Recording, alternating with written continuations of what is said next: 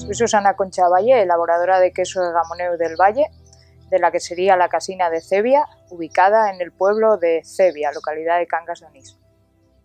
Soy Hortensia Toriello Villanueva, me dedico a la elaboración y venta de queso Gamoneu y tengo mi quesería en Igena, Cangas de Onís. Soy quesera y ganadera porque no me gustaba estudiar y entonces era la tradición familiar y decidí seguir con ella. Mi abuela ya hacía queso para el autoconsumo. Luego mis padres montaron una quesería y se dedicaron a la elaboración de venta y queso Gamoneu. Luego yo, después de estudiar y estar trabajando por ahí en varios sitios, pues decidí que no me acababa de llenar los otros trabajos y volví a Igena, a la quesería, y aquí estoy. Yo creo que la diferenciación de cada queso está un poco en cada quesería y cada ganadería. De cada lote de queso, al ser artesano, te puede salir un queso más curado, menos, con un toque distinto al otro. Vamos, al ser artesano no hay ningún queso igual.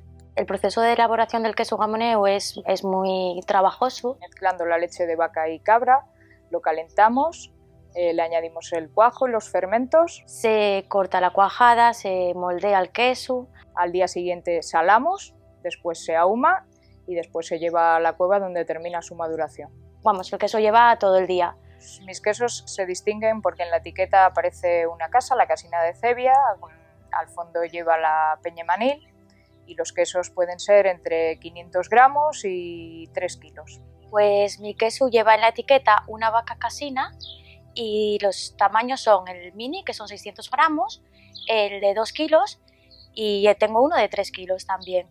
Una vez vinieron una gente a comprar queso de fuera de Asturias y bueno, quedaron asombrados porque pensaron que los quesos salían de una máquina y a ver todo el proceso y trabajo que llevaba, pues alucinaron. Tengo una cría pequeñina, tiene 2 años, y cuando me pongo a preparar queso, envasar queso para sacarlo a la venta, coge el queso y lo devuelve otra vez a la quesería. No quiere que venda el queso, se quiere quedar con ello, se lo quiere comer todo.